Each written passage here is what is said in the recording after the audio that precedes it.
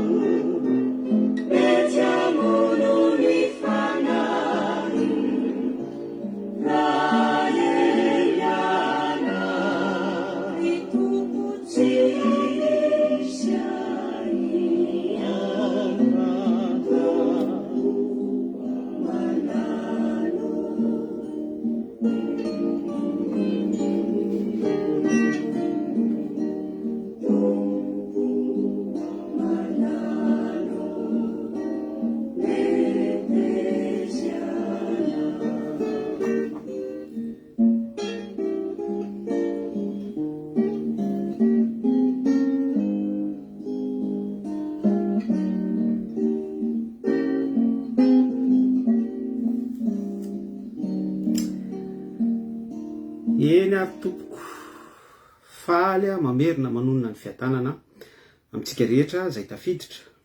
Misaotra ny tarika mpitory isika ny groupe mpitory ny amin'izany hira mahafinaritra mamoa ny fahatsaran'Andriamanitra, milaza ny fahalebiazan'Andriamanitra, ary ao anatin'izay filazana ny fahalebiazan'Andriamanitra izay dia isika midera ao anatin'ny fitarainana sy ny fiankohofana marina any amin'ny fisainantsika sy ny fieritreretantsika lalany. Zavatra important be zany zavatra dia tahitsika izany, fa na izany na tsy izany dia voninahitra ho an'Andriamanitra irery ihany. Eny ary tompoko, ny lohahevitra araka ny hitantsika dia hoe ny devoly dia mpangalatra soratra masina. Vavaka isika. Saotra anao izay tompo ray masina tsy toa noho izao tombonandro izao. Misaotra Jesosy noho ny amin'ny fitiavanao lehibe sy mahagaga, fa mbola omenao foana izay fotoana, omenao teny, omenao tombonandro ahafahanay indrindra Jesosy milaza izay tokony ambara, ahafahanay mandinika izay tokony hodinihana, ahafahanay tompo misaintsisaina izay tokony hosaintsisainay. Voninahitra ho anao ray tsy toa amin'ny anaran'i Jesosy Kristy zanakao no hiproklamena izany.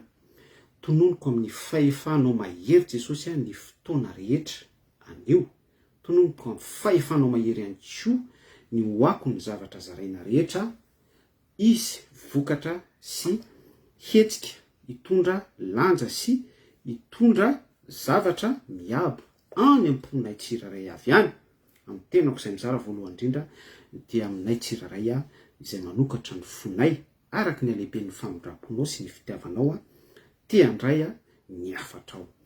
Ny anaranao mahery Jesosy, ny raha maherinao narotsako tao Golgota roa arivo taona lasa mahery izay, signification ny salut famonjena no nasivako tombo-kase ny fotoana rehetra, tombo-kase ny vavaka ihany koa amin'ny anaran'i Jesosy Kristy. Amen. Devoly riavana dia mpangalatra teny soratra masina. Ny devoly riavana dia mpangalatra verset biblika. Ny devoly dia manamarina ny esprit efa maha satanika azy izy hoe tsy avy izy raha tsy angalatra, tsy avy izy raha tsy anakorotana, tsy avy izy raha tsy amono, tsy avy izy raha tsy andringa. Fa isan'ny zavatra ho jerentsika amin'ity andro anio ity akatsika lesona indray dia ny fomba fiasan'ny devoly, ny fomba fiasan'ny démonie, fomba fiasan'ny fanaratsy amin'ilay hoe mangalatra teny soratra masina ny démonie. Rehefa mangalatra teny soratra masina ny démonie dia tsy mijanona fotsiny amin'izay hoe mangalatra izay izy, fa alainy io teny soratra masina io, alainy io verset biblika io, alainy ity baiboly ity, ary mahay tsara n'ity baiboly ity izy. Jerentsika eo zay rehefa avy eo dia rehefa azony ny baiboly, ny teny soratra masina sy izay filazanany amin'i Jesosy Kristy ao anaty baiboly, dia entiny amin'ny filana. Veriko tsara. Tsy mijanona fotsiny izy amin'ny toetrany hoe mpangalatra, fa hoentiny amin'ny filany izay halatra efain'ny démonie izay, efain'ny fanaratsy izay, dia ity verset biblika nangalarina ity no entiny mamitaka ny mpino, entiny mamitaka ny olon-tsotra, entiny mamitaka ny fiarahamonina, ary na ny olom-boa fidy aza ozy ny baiboly dia ho fitahany. Ary mazava azy fa ny tanjon'ny démonie ny baiboly dia milaza fa ny andrinina n'izao tontolo izao dia efa voatsara. Zany hoe ny démonie zany destination dia fitomaniana sy fikitroha nify, any amatorana azy. Fa izy dia tsy te ho solitaire amin'izay hoe fandehana ny any amin'ny fitomaniana sy fikitroha nify izay. No indrindra ihany koa amin'ny maha-démonie azy manana an'ilay esprit vengeur, mpamalifaty an'Andriamanitra tsy toa no izy démonie izay déchu nazera teo amin'ny toerana mahampidera azy, anaram-boninahitra nananany tao an-danitra tao, dia monsieur venger izy, zay le esprit vengeur mamalifaty noho izay fandrerana anazy zay ka isany tena hoe iantefan'ilay valifatiny isany tena hoe kinendriny ao anatin'izay valifatiny zay. Voalohany dia ny fanahy masina, ny voalohany Jesosy Kristy ary manaraka izay ny mpanaradian Jesosy Kristy. Zay le anambaran Jesosy Kristy hoe ao koa fantatrareo fa raha halan'ny olona ianareo dia izaho Jesosy Kristy efa halany taloha anareo. Zany hoe misy an'le esprit vengeur, démonie, esprit any fanaratsy miasa ao anatin'izay. Omaly sika voatselakory dia nyresaka nisy passage nyresantsika ny Baiboly Matthieu 23 dia tao anatin'izany tsika raha manam-potoana ianao dia vakio manontolo, very vakina manontolo fa manampy antsika amin'ny fahalalana enrichissement ny tontolon'ny soratra masina ho antsika zava-dehibe zany ny famakiantsika teny miverimberina, mahasoa antsika ihany ozy ny Baiboly ny famakiantsika teny miverimberina, ny teny miverimberina teny soratra masina mambara amin'izany fa tsy resaka poésie, tsy resaka poème, tsy resaka tononkalo na resaka hoe cahier de chant na zavatra ohatran'izany fa teny soratra masina, côté spirituel zany resahany zay afatra izay. Dia ao Matthieu 23 misy tantaran'ny fariseo sy ny mpamoradalàna au gradé, izay tsara mihitsy no fanazavana mitondrako azy. Dia ireo au gradé ireo lay ambaran'ny Baiboly hoe eo amin'ny fitoeran'ny Mosesy no itoeran'ny fariseo sy ny mpamoradalàna. Dia izay sary zay ihany koa manome image ny fiarahamonina amin'izao vanim-potoana fiainantsika izao hoe eo amin'ny toeran'ny Mosesy ihany koa ny fitoeran'ny mpitondra fivavahana sy ny mpitoro tenin'Andriamanitra rehetra, ireo zay manana anjara fonction ao anatin'ny ministera anankidimy tinendrin'Andriamanitra ho fampitana ny voninahitr'Andriamanitra ny herin'ny filazontsara. Dia itsika rehetra fa nisy fotoana Jesosy Kristy tena nasika tamin'ny fariseo mihitsy hoe loza nareo fariseo sy mpanoradalàna, tatavanareo ny moka, atelinareo ny rameva, fasana amin'ny lalitra fotsy, loza nareo fariseo sy mpanoradalàna, arindrinareo ny varavaran'ny lanitra, ianareo tsy miditra, ireo te hiditra tsy avelanareo miditra, mamehy entana mavesatra sy sarotra bataina ianareo dia mametraka izany eo an-tsoroky ny mpino, eo an-tsoroky ny olon-tsotra, kanefa ianareo tsy manana initiative akory manetsika an'izany amin'ny ankikelinareo, zany hoe minimum, service minimum tsy ataonareo akory, ainsi de suite, lozanareo fariseo, lozanareo fariseo, lozanareo fariseo. Fa izay fanambaran'i Jesosy Kristy sy teny mahery nentin' Jesosy Kristy nanitsy ny fariseo sy ny mpanoradalàna ao amin'ny filazontsara araka ny Matthieu 7:20 izay, dia midika sy maneho fa misy fariseo sy mpanoradalàna au gradé ao amin'ny tontolo ny fampitana ny soratra masina, ny Baiboly eto izany nomena fonction mandray andraikitra ministera fa manao usurpation, mangalatra ny tenin'ny soratra masina. Ary raha vakitsika tsara ilay Matthieu 7:20 eo amin'ny 1:1 eo dia mazava tsara ny tenin'i Jesosy Kristy hoe ianareo izasy anao aza manao tahaka ny fariseo sy ny mpanoradalàna, fa miteny ihany izy fa tsy mandeha araka ny zavatra teneniny, milaza toko sy andininy be da be ao amin'ny Baiboly izy fa tsy miaina n'ilay zavatra ambara sy zarainy araka ny toko sy andininy raisiny ao amin'ny Baiboly. Dia nampianatra tsara mihitsy Jesosy Kristy ary nampitandrina tsara mihitsy hoe eno ihany izay lazainy ary ataovy izay lazainy, fa aza manao ny fanaony, satria eto dia misy zavatra tena tian Jesosy Kristy dia hitahena tsara mihitsy hoe ny fariseo sy ny mpanoradalàna araka ny Matthieu 7:20 dia mangalatra teny ny soratra masina fotsiny izy fa tsy miaina araka izay voasoratra sy izay tia ny endrin'Andriamanitra ho tanterahana ao anatin'ny soratra. Zao na toko voalohany, tamin'ny voalohany teny tao amin'Andriamanitra, ny teny dia Andriamanitra, ny teny tonga nofo nonona tamintsika, hitanay ny vonahany, voninahitra, miendrika zanaka ilay tokana. Ny teny tao amin'Andriamanitra, ny teny dia Andriamanitra, ary io teny io no namoronana izao tontolo izao. Misia ny mazava dia nisy ny mazava, misi. Zany dia midika fa ilay teny dia hery, ilay teny dia puissance, ilay teny dia famorona, ilay teny dia fampisina, ilay teny dia midika zavatra be da be. Ary Raila Jaune voalohany no raisitsika teo, no fariparitatsika fohifohy araka ny voasoratra ao amin'ny Baiboly, dia mazava tsara hoe ny teny tao amin'Andriamanitra, ny teny dia Andriamanitra. Inona moa io teny io? Iza moa io teny ambara hoe ny teny dia Andriamanitra, ny teny tao amin'Andriamanitra? Ity io teny ambara io, ity Baiboly ity no mirakitra n'izay teny izay.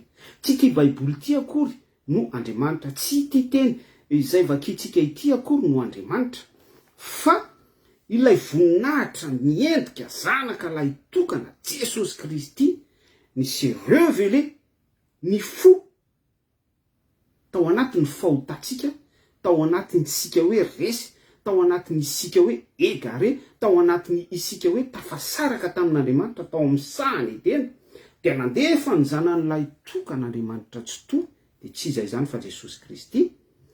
Dia izay ilay teny hoe tao amin'Andriamanitra, ny teny dia Andriamanitra. Zay moa dia mbola misy passage any amin'ny filazantsara araka ny tsoinao izao sy ny ray dia ray ihany. Bref, misy discussion be da be sy détail, tsy mety vita, afaka tsy vita, fa ny finoana ny mahavita an'izay sy ny mamey an'izay ho an'izay mino. Tsy hany ny juger atsika, satria raha mifantoka amin'izay tsika dia lasa misy esprit en dévoule mangalatra teny, mangalatra soratra masina, mangalatra izay angalarany rehetra ety anamarinana foto-kevitra sy fotom-pampianarana ho anatin'izay. Ka tsy te hidirantsika lalina loatra izay, fa hijanona fotsiny sika amin'ny fanazavana tsotsotra sy izay tokony ho azavaina hatreo amin'ny lay esprit en dévoule mpangalatra soratra masina. Raha mandinika tsara isika any amin'ny Genesis toko 7 tao aorianan'ny création, famoronana, lavo Eva, dia aveo lavo i Adama, voaozina ny tany noho i Adama sy Eva rehefa nanota i Adama sy Eva. Fa lay fomba nangalarana demonia tenin'Andriamanitra. Vakitsika tsara nge lay toko sy andininy, Genesis toko 7 andininy voalohany. Vakitsika amin'ny anaran'i Jesosy Kristy, anazavatsika azy tsara ao anatin'ny fahatsorana sy mipetrapetraka tsara araka ny fahendrena avy amin'Andriamanitra, ny tenin'Andriamanitra. Amin'ny anaran'i Jesosy, ary ny menarana dia fetsy noho ny biby direhetra izay nataon'i Jehova Andriamanitra. Ary hoy izy tamin'ny vehivavy, anky. Eo zany dia misy an'ilay menarana fetsy noho ny biby rehetra izay tao anatin'ny création. Ary hoy izy tamin'ny vehivavy, anky efa nataon'Andriamanitra hoe aza hinananareo ny hazo rehetra eo amin'ny sa. Zay le tenin'Andriamanitra nangalarin'ny Satana. Vereny vakina tsara le passage. Ary ny menarana dia fetsy noho ny biby direhetra izay nataon'i Jehova Andriamanitra. Eto dia misy menarana déguisement en dévoule, dévoule manao masque, menarana manao bal masqué, manao vœu masque zany, manao make-up, manao maquillage, manao mametaka mascara, manisy menaka tarehy, pandalo sy ny sisa rehetra. Voatselitsika no nyresaka an'izay chirurgie esthétique, puis ny chirurgie esthétique azonareo ngamba ny tiako ambara amin'izay ambodiny tafody zanak'ondry. Fa bref, eto dia devoly mitafy menarana. Ary hoy izy tamin'ny vehivavy tamin'ny Eva, anky efa nataon'Andriamanitra hoe manaiky zany ny devoly eto fa Andriamanitra mihitsy no ny teny andininy eo aloha vakeo ny chapitra aza hinananareo ny azo rehetra eo amin'ny saha zay ilay tenin'Andriamanitra andininy faharoa fa hoy re vehivavy tamin'ny menarana ny voan'ny hazo eo amin'ny saha dia azona hinanana ihany fa ny voan'ny hazo eo afovoan'ny saha kosa no efa nataon'Andriamanitra hoe aza hinananareo natendrenareo izany fandrao maty ianareo. Atreo eva dia voarainy tsara le mesazy tamin'ny Yahweh Elohim, tamin'ny Jehova, dia manao témoignage izy amin'ny Satana hoe izao ny didin'i Jehova, izao ny nandrarana anay itsy hazo itsy ampovoan'ny sahitsy sy itsy dia azona hinanana fa itsy kosa dia tena nandrarana sy nandidina anay hoe aza manendry akory fa ho faty izay. Dia jerevo tsara ilay fomba nangalara ny témonia n'ilay tenin'Andriamanitra. Andriamanitra ny teny tamin'ny Eva fa nangalaro ny démonie ilay conversation ilay tenin'Andriamanitra, ilay verset biblika zay ihany koa ny sarakasma afaka raisitsika ao anatin'izay fanazavana izay, dia nangalaro ny démonie tamin'ny hevim-petsiny mahafetsy azy amin'ny mahandrina n'izao tontolo zao azy ilay tenin'Andriamanitra hoe aza hinananareo. Ary hoy ny menarana andininy faefatra tamin'ilay vehivavy, tsy ho faty akory ianareo efa fantatr'Andriamanitra fa amin'ny andro hinananareo azy dia ahiratra ny masonareo ka ho tahaka an'Andriamanitra ianareo ahalala ny tsara sy ny ratsy. Alleluia. Tsy nitady zavatra hafa ny démonie, tsy lalana hafa ny nandehanan'ny Satana, tsy prinsipa hafa ny netiny nandavona ny Eva, fa tamin'ny alalan'ilay tenin'Andriamanitra tamin'ny Eva, iny ihany no noe versen'ny Satana iny tendansa iny netiny nandavona ny Eva. Dia fantatsika rehetra ny toy ny tantara voaozina ny tany noho izay efipetsin'ny Satana izay, noho izay halatra nataon'ny Satana izay tamin'ny fangalarany tenin'Andriamanitra izay nampitain'Andriamanitra mivatana tamin'ny Eva sy Adama, dia nahodiny Satana tamin'ny filany fa tsy nijanona fotsiny hoe nangalarany ilay teny, fa izay ilay naizavako tary amin'ny fampidirana teo hoe mangalatra Satana dia ahodiny amin'ny filany, satria izay mahasatana Satana misy an'ilay esprit vengeur, esprit destructeur manapotika ihany koa, zany hoe sady mivange an'Andriamanitra noho i Satana déchu, noho i Satana voazera teo amin'ny mahampidira azy, dia mamaly faty an'Andriamanitra Satana satria izay mihitsy ny natiorany Satana.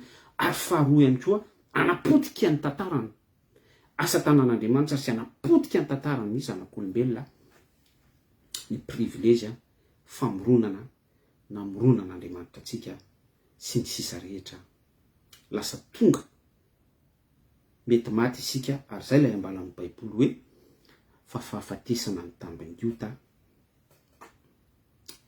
zany no zavatra isan-karazany fahamarinana ateraky ny halatra ataon'ny Satana ny amin'ny tenin'Andriamanitra. Atreo fotsiny ndriavana ty fa afaka manatsoka lesona isika. Mateo 7:20 resaka fariseo sy mpamoran-dalàna natonga an Jesosy ho sary mpiaro tamin'ny fomba fitondrantenan'izy ireo satria misy an'ilay fangalarana fonction usurpation, mangalatra tenin'ny soratra masina arak'ilay fanazavana ny etsika nasarotiny an Jesosy Kristy ary natonga azy ny bedy tamin'ny fahasiahana ary sarotiny sary mpiaro mihitsy Jesosy tamin'ny mpianatra tamin'izany vanim-potoana izany sy ny vahoaka rehetra ny tonga ny aino azy, misy ny fifandonana dogma tao anatin'izany rehetrarehetra izany miaraka amin'ny délivrance ihany koa, satria Jesosy Kristy rehefa miteny dia misy ny délivrance. Zanaka ny manafaka dia afaka tokoa izay te ho afaka ianareo izay te ho afaka. Zay ilay ohatra anankiray ary ilay ohatra faharoa dia ilay Genesis 3 no raisitsika teo, no henotsika teo. Satana dia mpangalatra, teny soratra masina. Satana dia mpangalatra, verset biblique. Satana dia mpangalatra identité an'Andriamanitra, mpangalatra mi-usurper ny fonction an'Andriamanitra. Satana dia izany mihitsy no toetra ny Satana, manao masika izy, manao sarotavy izy. Ary zay ilay ambarany Baiboly, ataontsika rappel foana hoe ambodiny tafody janak'ondry. Fa la base zany rehetrarehetra izany dia manambara ny hoe Satana dia mangalatra ny tenin'ny soratra masina. Nisy fotoana sika teo namaky any Jaona toko voalohany, tsy novakiantsika le izy fa nataontsika fampidirana fohifohy tao anatin'ny famelabelarana tsotsotra. Dia hoy isika hoe tamin'ny voalohany ny teny, tao amin'Andriamanitra ny teny dia Andriamanitra. Fa azadino ary efa averiko foana ity rappel ataoko foana isaky ny mizara fizarana isika,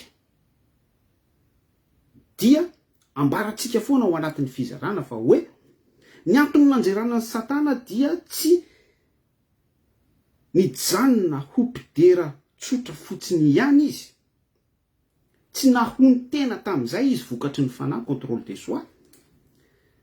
Ary lay ambara ihany koa any amin'ny filazantsara hoe aza mihevitra mihoatra izay tokony ho heverina fa mihevitra araka izay antonony. Tsy nijanona tamin'izay esprit izay Satana, tsy nijanona tamin'izay fahonona tena izay Satana, fa nikendry ny trône n'Andriamanitra mihitsy izy, nikendry ny voninahitran'Andriamanitra izy, nikendry izy mba izy mihitsy no deraina, izy mihitsy no iankofana, izy mihitsy no adorena, izy mihitsy no anandratana louange hira fiderana. Dia satria tsy nety tamin'Andriamanitra izany planina izany, satria ny namorona n'Andriamanitra ny anjely dia hopidera mpanatanteraka ny asa irakiraka Andriamanitra, dia nazera Andriamanitra rehefa nazera azafady Satana rehefa nioko arak'izay esprit an'izay izy. Dia izay ihany koa dia manambara tsara ny ohatra ny raisitsika rehetrarehetra teo, indrindra mifampitohy amin'ileo Jaona toko voalohany hoe tao ny voalohany teny, tao amin'Andriamanitra ary ny teny dia Andriamanitra. Izany hoe Satana tao an-danitra tao nangalatra ny fonction an'Andriamanitra. Izay le antony nanjerana anazy. Te haka ny trône n'Andriamanitra izy, te haka ny seza fiandrianan'Andriamanitra izy, te ho Andriamanitra izy. Dia ny Jaona toko voalohany arak'ilay famaritana tsotsotra nataontsika, voalazan'ny Baiboly teo hoe ny teny tao amin'Andriamanitra ary ny teny dia Andriamanitra. Dia ny teny isika teo hoe ny teny dia ity Baiboly ity, voasoratra ato ny témoignage, témoignage manambara vavolombelona, mirakitra fanekena taloha sy ny fanekena vaovao voalohany sy faharoa. Mandrakizay dia ity teny ity no angalarin'ny Satana. Ary tena hoe hatramin'ny farany mihitsy Satana nangalatra ny teny. Maninona no miteny an'izany? Izany ny antony ny fantsihan Jesosy Kristy teo amin'ny hazo fijaliana. Ekeko ary tsy diso fa tena marina hoe volonté an'ny ray, tena hoe lalana mitondran'ny ray ny zanaka mihitsy ho famonjenantsika, satria izay ilay fitiavana amoro inconditionnel tsy misy fepetra mahandriamanitra n'Andriamanitra ao anatin'ny plénitude amin'ny natiora n'Andriamanitra izay, dia nomeny ny zanan'ilay tokana ho maty, ho faty, ho famonjena azy ianao, satria misy an'ilay aina Adama faharoa irégénérena antsika indray, amelomana antsika indray, ahafahan'ilay ota fototra izay lasa nipaka tamin'ny tenantsika, ilay lasa ADN antsika, ilay lasa cellule namelona antsika, ilay lasa système nerveuse mampihetsika antsika, dia tsy maintsy mila n'ilay aina Adama faharoa isika Jesosy Kristy nanolotra ny ainy teo amin'ny hazo fijaliana mba hahafahan'izany rehetrarehetra izany levona tianantsika hidirantsika fiampitana makany amin'ny resaka régénération na transformation ihany koa, ary indrindraindrindra fahateraham-baovao. Amen. Ry havana, mpangalatra Satana. Amin'izao vanim-potoana iainantsika izao dia mahery be zany esprit an'ny Satana mangalatra tenin'Andriamanitra izany. tena hoe en effervescence be mihitsy, tena hoe mihetsika amin'ny fomba rehetra mihitsy ny demonia mangalatra ny tenin'Andriamanitra. Ny fomba fiasan'ny demonia de tahaka izao. Marina fa ny boky ny Apokalipsia de misy teny tahaka izao Jesosy Kristy ihany koa de nanambara hoe ary zao nahita ny Satana latsaka avy any an-danitra avy amin'ny fahatezerana lehibe. Normal zany satria Satana nanana ny toerana nampidera azy izy de déchu izy nazera atao amin'ny sahany teny izy cohabitation niaraka tamin'olombelona de resaka kosona dimension zany resantsika izany lanitra misy ny seza fiandrianan'Andriamanitra de ny fanapahana eny amin'izao tontolo izao ny atmosfera ny rivotra espace somary landalina zany zavatra resantsika izany satria fantatsika tsara fa eny amin'ny espace no fametrahana ny satelita, eny amin'ny espace no misy ny tontolon'ny ovni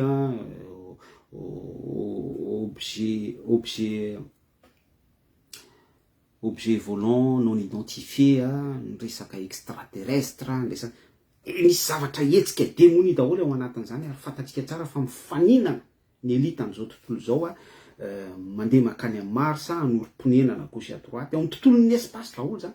Mba ilazako amintsika fa hoe marina foana ny baiboly any amin'ny Efesiana toko 1 mandeha ny 12 hoe mpanjaka n'izao tontolo izao ny famaizinana royaume de ce monde Satana izany de ao amin'ny atmosfera ao eo ambony lohantsika eo ny atmosfera zany hoe enveloppé ny royaume ny Satana zany ty globe terrestre iainantsika ity. Somary landalina zany zavatra resantsika izany raha ataotsika kisary fohifohy sy etintsika ao anatin'ny fanazavana somary tsotsotra fa tsy landalina ny mikasika izay. De teo anteny nanamafy araka ny soratra masina izao ozy Jesosy Kristy nahita ny Satana latsaka avy any an-danitra amin'ny fahatezerana lehibe. Any amin'ny Luka toko 1:20 ihany koa de misy passage tahaka an'izao hoe ary nikitana iraraka ozongozonina ny herin'ny lanitra. Izay ihany koa de manambara fa io demonia io de iraraka, nikitana iraraka. Somary landala ao zany zavatra zarentsika zany fa ajantsika amin'izay fotsiny aloha.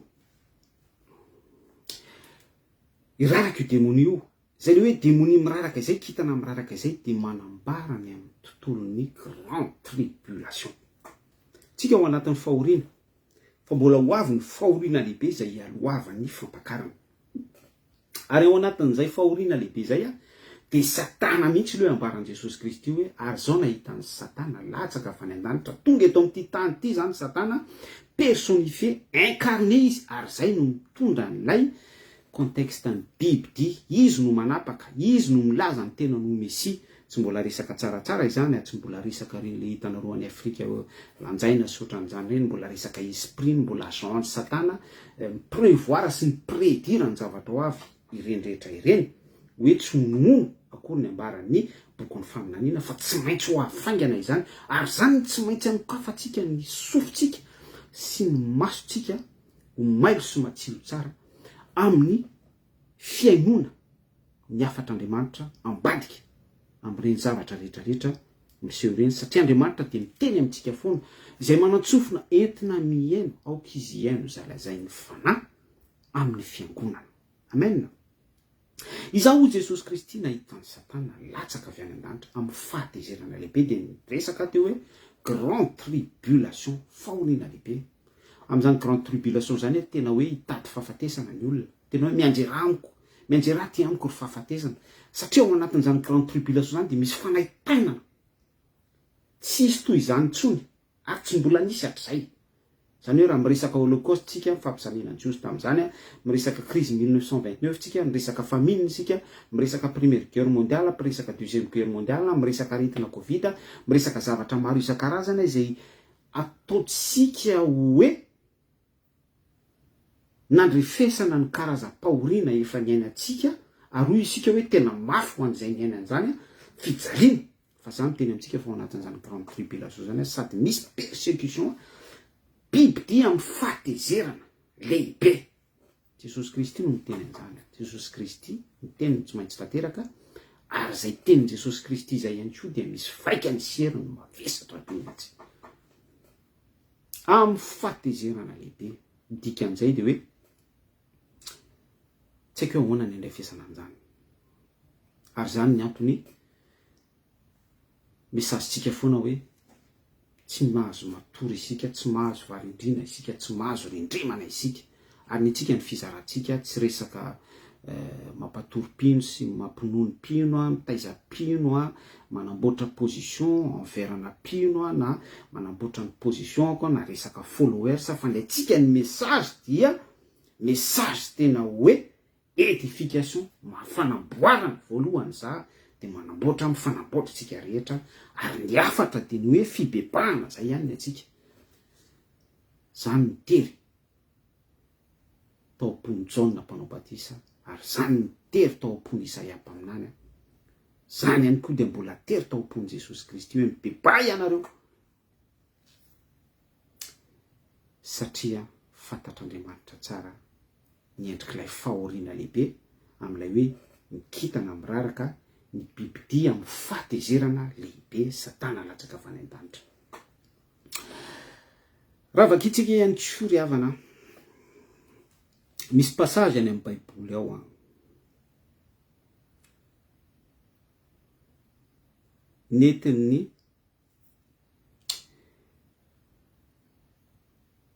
netin'ny demonia nalaina fanahy Jesosy Kristy, Luka 4:4.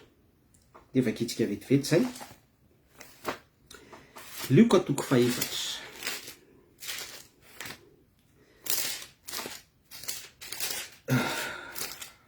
Amen, alleluia. Mila maily foana sika, mila malina foana amin'ny fanarahantsika n'Andriamanitra. Ny antony message dia satria amin'izao vanim-potoana iainantsika zao dia presque Satana mangalatra tenin'Andriamanitra ary mamafy tenin'Andriamanitra hamitahany asa ianao, izany no zavatra enotsika sy mameno ny sofintsika amin'izao vanim-potoana izao. Hitanao reo misy fotoana mandeha ny fête pascale, ny Pâques zao. Dia inona ny zavatra misy? Tsy misy resaka Baiboly mihitsy ao anatin'izany resaka Pâques izany. Zareo fety babiloniana zany resahako eto. Fangalarina fotsiny ilay Pasque. Tiany ambadika rehetra, chocolat de Pâques, œuf de Pâques, lundi de Pâques, zay rehetra mety ho pasipasika, afahana mifete, afahana mihinana sy misotro, afahana mionore ny Satana, afahana manome voninahitra ny Satana. Zay ilay eo ambadika. Fa zany teny amintsika hoe à la base zany rehetrarehetra izany dia Satana mangalatra soratra masina, mangalatra ny tenin'Andriamanitra, ary miasa izy ao ambadiky ny fangalarana ny tenin'Andriamanitra. Fa be da be mihitsy ry havana ny olona no mivary lavo, mamitoka, manolana, mangalatra sy ny sisa rehetra, raha izay ohatra anankiray niraisintsika izay fotsiny ihany hoe resaka Pasika. Fantatsika tsara nefa ny Pasika ara-Baiboly, efa nisy fotoantsika nitondra fanazavana an'izany teto, na ny Pasika Jiosy na ny Pasika Jesosy Kristy. Ainsi de suite, ny resaka Pentecôte, ny resaka Krismasy, ny resaka zavatra ohatran'izany, verset biblika zay misy point fort, manasongadina chronologie, mametraka vaninandro anankiray, manatantara ao amin'ny Baiboly izay manamarika ny fitsimbadiana ara-tantara eo amin'ny fihetsehan'Andriamanitra tamin'ny fanatanterahany tao anatin'ny lalam-pamonjena, fanatanterahany an'izay processus ny famonjena antsika izay, araka ilay nytanitsaiko teo hoe Pasika, Pentecoste, volombokatra nresantsika an'izay, Primus, takan'izany koa ny Krismasy, tsy ny sisa rehetra, fa à la base dia volo mangalatra tenin'Andriamanitra avokoa ny ao ambadiky izany rehetrarehetra izany. Vakitsika ilay Luka 4:4. Ary Jesosy feno ny fanahy masina dia niverina avy tany Jordana, ary nety ny fanahy tany anefitra 40 andro izy ka nalay ny devoly fanahy, ary tsy nihina-kanina akory izy tamin'izany andro izany, ka rehefa tapitra izany dia nona izy. 7 Arony devoly taminy. Raha zanak'Andriamanitra ianao, teneno io vato io mba ho tonga mofo. Fa Jesosy namalika nanao azy hoe, fa voasoratra hoe tsy ny mofo ihany no veloman'ny olona. Deutéronomia 7:7 misy an'izay. Eo fotsiny antsika dia afaka mandinika sy maka lesona fa mihetsika Satana.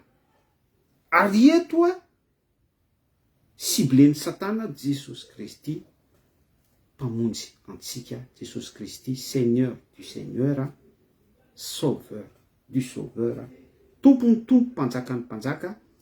Afahantsika mandrefy tsara hoe atraiza izany ny fahasahin'ny devoly, atraiza ny ambo-po ao amin'ny demony amin'ny mahasatana anazy amin'ny fikendreny. Fa za dia miteny amintsika zany eto fa Jesosy mihitsy no sible eto. Mba ilazako amintsika ihany koa sy ampitako afatra amintsika ihany koa fa hoe ny adversaire antsika dia adversaire de taille. Tsy n'importe qui, tsy hoe midera devoly raha miteny an'izany. Misy fotoana mantsy be da be mihitsy ny pastora, be da be ny mpinotsotra tsy dakoro amin'izany. Rehefa milaza zavatra ohatra an'izany dia nareo koa mandokandoka devoly, midera devoly, fa tsy antompoko fa lazaina mihitsy ny marina hoe io demoni io devoly io satana io dia tsy matory andro manalina, io satana io dia noarin'ny Baiboly mihitsy any amin'ny bokin'ny Petera fa tahaka ny liona mierina. Liona. Fantatsika tsara hoe ohatran'ny ahoana izany liona izany, mitady izay rapany. Adversaire de taille. Ka mialatsiny aminareo zay manao sasy teny hoe mpidera devoly sy ny sisa rehetra. Bon, rehefa zay moa ny andraisan'ny olona azy, tsy maninona fa isika dia miezaka foana mampita izay tokony ho ampitaina ao anatin'ny antony tsara sy sahaza mba ahafahan'ny olona mandray ny afatr'Andriamanitra. Amen. Eto araka ny toko sy andininy izany vakitsika, Lioka 4:4. Andiny 4. Tsy ny mofo ihany ozy Jesosy no iveloman'ny olona. Deutéronomia 4:7. Fa izay teny izay en amont dia nangalariny ny Satana. Raha manaraka tsara n'ilay passage itsika dia izay no nahodiny tahaka n'ilay ohatra mindraisitsika ao Matthieu 7:20 no resahantsika ny fariseo sy ny mpanora dalàna sy ny Jaune 1 ary ny Genesis 7 andiny 1 après ny création hoe Satana mangalatra tena. Fa nangalariny Satana tsara mihitsy ilay Deutéronomie 4 andiny 7 dia hoy izy tamin'i Jesosy Kristy tsy taitra koa izy hoe teneno io vato io mba ho tonga mofo. Mpangalatra teny Satana ry havana. Mpangalatra verset biblique Satana. Mpangalatra fahamarinana Satana. Raha vakitsika ny toyany. Ary ny devoly no nitondra azy niakatra taneneo azy indray mpimaso ny fanjakana rehetra amin'izao tontolo izao. Dia hoy ny devoly taminy, omeko anao izao fanapahana rehetra izao mba amin'ny voninahiny fa efa natolotra izany. Ka izay tiako no omeko azy. Passage kely fotsiny zaraiko amintsika hoe izay dia mitika fa izao tontolo izao dia ny Satana. Raha zay natonga an'i Jesosy Kristy rehefa nanatrika any Pilato izy tamin'izany vanim-potoana izany dia niteny tsara izy hoe ny fanjakako i Jesosy dia tsy amin'izao tontolo izao fa izany raha tsy izany dia naniraka anjely iray legiona anafaka ho afaka amin'ny fanameloana fitsarana tamin'ny Pilato zany tamin'izany vanim-potoana izany.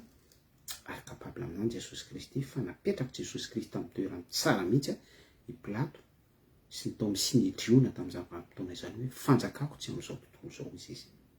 Fanjakan'i Jesosy Kristy dia fitsanganana amin'ny maty. Fanjakan'i Jesosy Kristy dia au-delà. Fanjakan'i Jesosy Kristy dia fiainana mandrakizay vie éternelle. Fanjakan'i Jesosy Kristy dia famonjena salut. Ny fanjakan'i Jesosy Kristy dia ny fahotako voaomby eo amin'ny hazo fijaliana. Amen. Ny fanjakan'i Jesosy Kristy dia ainsi de suite. Sainy ny zavatra any ambony. tsy ny zavatra ity atany.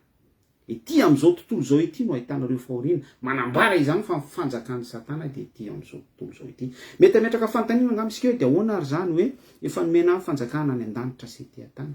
Eny tompoko, efa nomena an Jesosy Kristy ary efa azy satria izy tao aminy création. Tamin'ny teny namoronana an'izao tontolo zao misia dia nisy ny mazava, misy mazava dia nisy ny mazava. Andro voalohany, andro faharoa, andro fahatelo, andro fahaefatra, dimy, enina, tamin'ny andro fahafito izy nitsahatra. Zany rehetrarehetra izany manambara fa an'Andriamanitra ny any an-danitra, an'Andriamanitra ny ety tany. Lanitra sy ny tany dia ho levina fa ny teniko Jesosy Kristy tsy mba ho levina. Ary ny lanitra ahorona tahaka taratasy. Zany rehetrarehetra zany dia midika ny souveraineté an'Andriamanitra avokoa, ny autorité an'Andriamanitra, plénitude amin'ny fahefan'Andriamanitra ihany koa tamin'ny alalan'ny zanany a Jesosy Kristy ny dévoilé an'izany ho antsika rehetra ho fahafantarantsika ny zava-miafina royaume céleste. Amen. Toy izantsika amin'ny famakena dia hoy ny devoly taminy homeko anao izao fanapahana rehetra izao mba mivoninainy fa efa natolotra eto ny démonia dia ny devoile indray izy fa nisy fanjakana efa nomena azy satria fatany tsara ny écriture mazavaintsika teo Efesiana 4:9. Démonie ny mpanjakany famaizinana izao tontolo zao, royaume de ce monde. Marina sa tsy marina? Ity am'izao tontolo zao ity no ahitanareo fahoriana. Midika izany fa démonie ity am'ity zao tontolo zao ity no mampanjaka an'izay fahoriana zay. Midika izany fa anazy ity fanjakana ity. Amen. Alléluia. Betsaka ny azo amarina antsika an'izany fa tsy manam-potoana isika, fotoana mandeha ihany vonjonjena ny fotoana. Ilazana amintsika ihany koa ary miverina foana antsika amin'ny sujet zay fizarantsika fa ny devoly dia mpangalatra teny, mpangalatra soratra masina. Koa raha ihany koa taitsika nonjana teo efa natotray izany ka izay tiako nomeko azy. Koa raha ihany koa keto anatrehako ianao andininy fafito ianao dia ho anao avokoa izao rehetra izany fa Jesosy namalika anao natamin'io fa voasoratra hoe Jehovah Andriamanitra ihany no kofanao ary izy irery ihany no tomponao. Fantatry ny devoly tsara ny resaka fiankofana. Zay le nambarantsika tary aloha adoration, louange, devoly saika haka ny trône an'Andriamanitra. Izy ny teodirahina, izy ny tiany iankofana sy ny sisa rehetra. Mpangalatra teny démonie, mpangalatra ny jaune toko voalohany teny dia Andriamanitra. Fa voalohany teny tao amin'Andriamanitra. Raha tsika tsara ny fanazavana sy ny karazana detay tsotsotra zay entiko manamarina amintsika fa ny devoly dia mpangalatra teny, mpangalatra soratra masina. Dia mino fa azotsika tsara ny hevitra tia ny soratra masina ampitaina. Dia raha mbola mamaky sika manohy ny famakina andininy faha sivy sy ny ambiny rehetra dia misy an'izay fangalarany démonie ny tenin'Andriamanitra izay areto dia averiko tsara tsindrina amintsika fa Jesosy Kristy mihitsy no adversaire safidian'ny démonie eto. Mba ilazana amintsika hoe isika neka tsy misy dikany amin'ny démonie no manjera antsika raha tsy manana an Jesosy Kristy itsika, raha tsy velona atao anatintsika arak'ilay fanambaran'ny Paoly hoe tsy izao intsony ny velona fa Jesosy Kristy no velona atao anatiko. Amen. Zany no firarian'ny soratra masina, izany no firarian'ny ao an-danitra, izany no firarian'i Jesosy Kristy mba ho aso anao ary ampahirizako atsika, no fampahery isika. Mila manana an Jesosy Kristy isika mba tsy afahan'ny satana mangalatra teny ato anatsika, tsy afahan'ny satana mangalatra ny teny quelque part dia manapatra ny famitahana izy ao anatin'ny fiainatsika, indrindra ao anatin'ny fomba fanompoantsika, entitsika manompo an'Andriamanitra, mideran'Andriamanitra, manao ny sitrapon'Andriamanitra. Tsy mahefa na inona ny isika raha tsy miaraka amin'ny Jesosy Kristy. Ny Baiboly no manamafy an'izany fa tsy za maraparanantsika azy dia ohatra eo amin'ny fiarahamonina no etitsika mametraka tsara ny fahamarinan'izany zavatra resahantsika rehetra izany hoe ny demonia dia mpangalatra tenin'Andriamanitra. Misy atoko-pivavahana mampiasa ny terme hoe Jesosy Kristy, ampiasainy tsara mihitsy mampiasa soratra masina izy, manao plagiat ny baiboly izy, de mampiasa Torah izy, alainy daholo ny ohatra hoe tsy finanana henan-kisoa, ny fiakanjona mirebareba, de alainy koa ny aty amin'ny tontolon'ny filazantsara hoe Jesosy Kristy fa hovainy fotsiny hoe Isa. Ny devoly dia mpangalatra tenin'Andriamanitra. Fa izy tsy manaiky hoe Jesosy Kristy nombohana teo amin'ny hazofijaliana. Tsy ekeny hoe Jesosy Kristy dia zanak'Andriamanitra, tsy ekeny hoe Jesosy Kristy dia Andriamanitra. Tsy ekeny hoe Jesosy Kristy tamin'ny voalohany teny tao amin'Andriamanitra ary ny teny dia Andriamanitra. Fa aminazy Jesosy Kristy dia profety fotsiny ozy, dokotera fotsiny ozy, mpaminany tsotra ozy, tsotsorina. Satria tsy tia ny devoly mihitsy ilay filazaony tsara, ilay hery ny tenin'Andriamanitra hoe ny fahotako sy ny fahotatsika rehetra voaomby teo amin'ny hazo fijaliana. Halan'ny devoly zany, satria izay ilay famonjena, izay ilay salut. Fa mangalatra ihany ny demonia. Fa rehefa mangalatra izy efa tsy miditra amin'ny fanjakan'ny lanitra, fa ianao koa tsy avelany hiditra. Zay ilay Matteo 7:20 novakitsika tary ambony tary. Lozanareo fariseo sy mpamoratalana. Alleluia. Mampalahelo dry havana. Beta be mihitsy ny olona no mirona amin'izany atoko-pivavahana izany. Jesosy Isa fa tsy manaiky, tsy mino izy Jesosy Kristy zanak'Andriamanitra nombohana teo amin'ny hazofijaliana. Misy aina, misy an'ilay hoe vita ozy Jesosy, tout est accompli. Tsy mandray an'izany izy. Angalariny ihany ny teny, angalariny Jesosy Kristy, angalariny ny testamenta taloha, angalariny koa ny testamenta vaovao, zay metimety aminy alainy daholo. Zay ny rehefa mpitandremana baiboly atsika. Ianareo dia taranaky ny devoly, rainareo. Izy dia efa mpangalatra sady mpandainga no rainy lainga. Raha milaza izy dia niazy ihany ny lazainy. Zany nge zany ohatra resantsika izany. Mila mitandrina isika ry havana. Mila miorina tsara amin'ny Jesosy Kristy isika. Mila miorina tsara amin'ny fahamarinan'ny soratra masina isika. Mila mikatsaka tsara ny fifandraisana lalina ao anatin'ny pratika sy ny fitohizana cordon. Ilay tapaka tao amin'ny sanetena tsy maintsy restauré izany. Tsy maintsy isika, tsy maintsy miverina amin'ny fitiavana voalohany, famoronana. Tsy maintsy zany teboka kely vitsivitsy ny tantsaiko izany ary mbola misy amboniny zany zay manandanja. Fa izany fotsiny aloha tsy maintsy ilofosatsika. Zay tsika vao afaka hiady amin'ny teny angalaran'ny devoly entiny manangoly sy mandainga amintsika, entiny milaza amintsika ao anatin'le hoe raha milaza izy teny azy ihany ambarany sy lazainy, amin'ny efa maharainy lainga azy sy efa mampandainga azy. Mitoy amin'izay fanazavana tsotsotra izay ihany izay fakana ohatra izay mampalahelo ry havana. Fa raha mandinika isika dia ny karazam-piangonana isaky ny elakelan-trano amin'izao, ny fonction ireo olona miasa ny anatin'ireny karazam-piangonana ireny, mitondra fivavahana ny resahako amin'izany araky ny dénomination, ny anaram-piangonana sy ny dogma hijoroany avy. Tsy fantatro. Araky ny efa maha-religieux azy dia ireny mpitondra fiangonana ireny dia ny ankamaroany dia agent démonie, agent de Satana.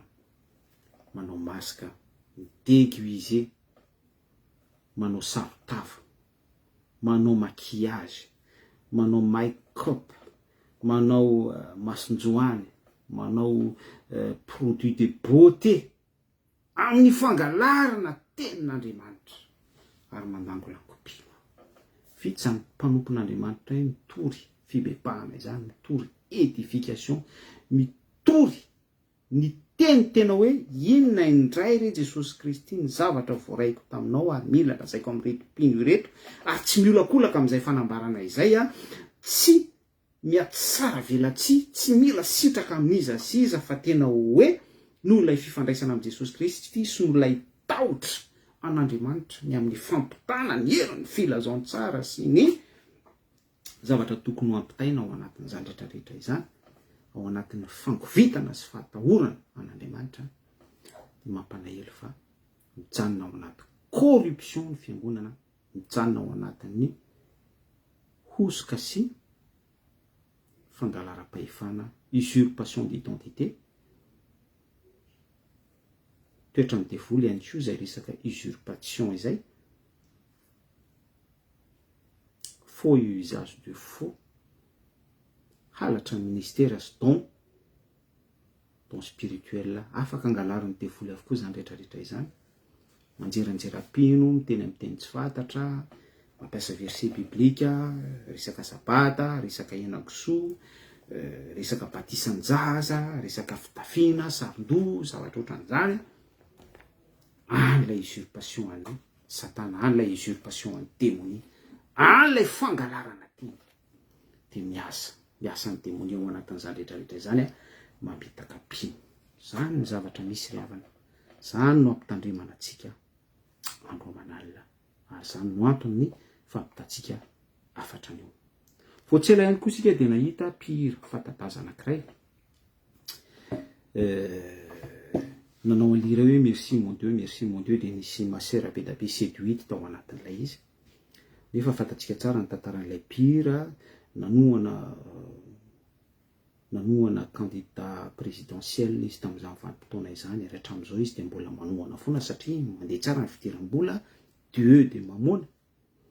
Dia rehefa manao spectacle izy dia haitsika rehetra mampandeha fitombenana daholo ny hirany, hira tsisy fiderana an'Andriamanitra mihitsy, hira tsy misy fanandratana an'Andriamanitra, tsy misy fiankofana, adoration, louange araka ny salamo sy ny ohabola, na zavatra ohatran'izany, tononkirany Solomon, na zavatra tena hoe mandrofotra ny fony ao anaty, mampibebaka, tsy misy an'izany, fa mangalatra teny ilay mpihira, mangalatra tenin'Andriamanitra ilay tovolahy, juste fotsiny hoe merci mon Dieu. Dia miaraka amin'izay dia mitehaka daholo ny olona miteran'Andriamanitra sy zany teny amintsika fa devoly ny terainao ambadika izany rehetrarehetra izany. Miala tsiny amin'ny teny an'izany. Zavatra misy zany krasentsika izany, zany kasentsika izany.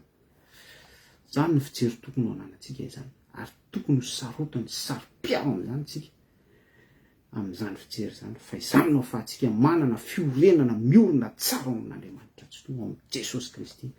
Mahafantatra pastora ry havana, mahafantatra pastora misahana fiangonana izy hatrany Koety, à gauche à droite, hatrany Madagasikara, manerana ny tany araka ny fisainany sy fieritreretana, fa lava izy. Mety tany am-boalohany izy hoe nanana esprit ihany hoe tao anatin'ny teny hoe soafy anatanteraka ny sitrapon'Andriamanitra, fa noho ilay voninahitra mijerajera be eo aminazy dia lava izy. Dia tafiditra manomboka mahazo toerany satana, dia satana mangalatra teny amin'izay no message ampitainy. Dia ilay message ampitainy dia ilay teny nangalarany satana, satria manomboka manamboatra ny position izy, manomboka milaza ny dogman'izy, manomboka milaza ny pouvoiran'izy, manomboka milaza ny gloiran'izy, manomboka milaza ny tenan'izy, manomboka milaza ny momba azy rehetra sy ny fiangonana naorina izy tako natanteraka Andriamanitra. Hatrany zavatra bitika kely zany resantsika izany, mbola tsy miresaka zavatra sarotra sy lalina koa isika, fa ny fotsiny antsika dia efa lavo.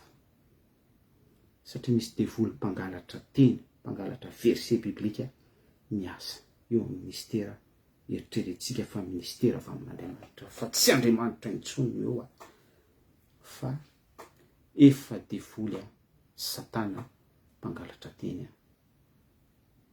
no miasa sy mampiasa anao eo amin'ilay toerana hipetrahana. dia izany anton'ireny resaka rakitra stima sy opération lasopy à gauche à droite faux prophétie maminaninainga joana brésiliana vavy ety miakatra ty fireneny ty aza matahotra mino fotsiny ihany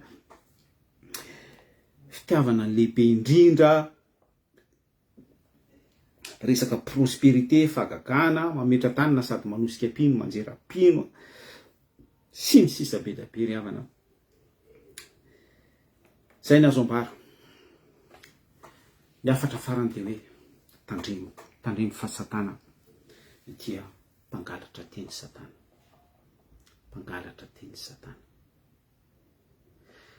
temoiny azy fotsiny zareko aminao hoe nisy fotoana zay mivady miaraka tamin'ireny olo n'izao tontolo zao ireny dia satria zay misokatra tsara amin'ny olona rehetra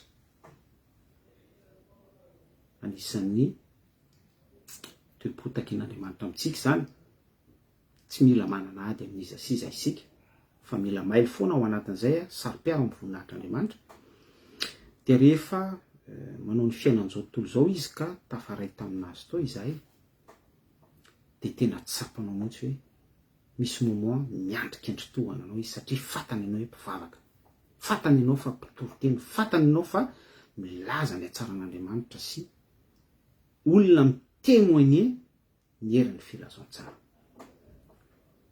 Dia mandeha ny andro voalohany, mandeha ny andro faharoa, mandeha ny andro fahatelo.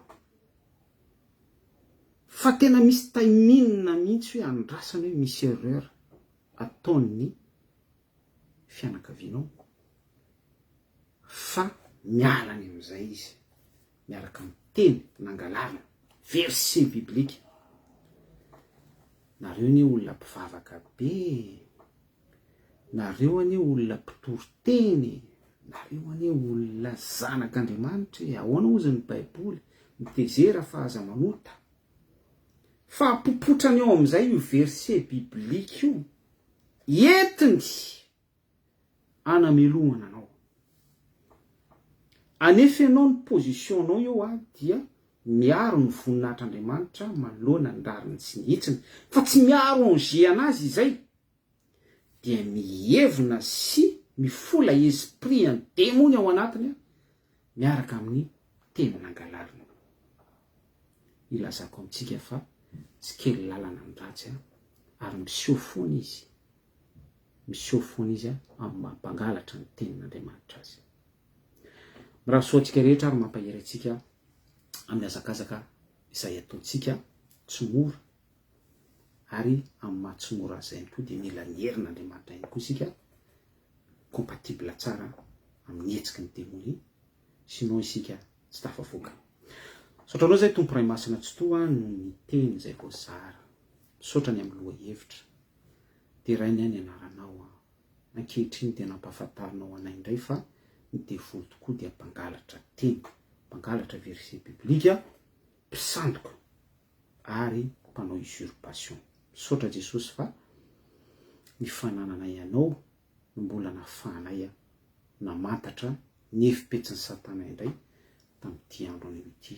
Io Jesosy ny zavatra voambara rehetra, ny zavatra voasara, hitondra hetsika sy fanovana eo amin'ny fiainanay, indrindra anananay famatorana matotra amin'ny fanatanteranay sy fiainanay ny sitraponao araka izay voasoratra sy nampitainao tamin'ny alalan'ny mpaminany, tamin'ny alalan'ny mpanjaka, tamin'ny alalan'i Jesosy Kristy ary tamin'ny alalan'i Izahay sy Izahay ihany koa. Voninahitra ho anao raitsoto ny aja sy ny tera anao irery ihany amin'ny anaran'i Jesosy Kristy. Alleluia. Ndra maherinao latsaka tao an-Kalvari ny tomboka sy anjany vavaka izany. Amen. Zay no izy fa faly manao velomantsika indray dia mirary soantsika rehetra tahiny Jesosy Kristy mamirapiratra eo amin'ny voninahiny daholo. Veloma tompoko.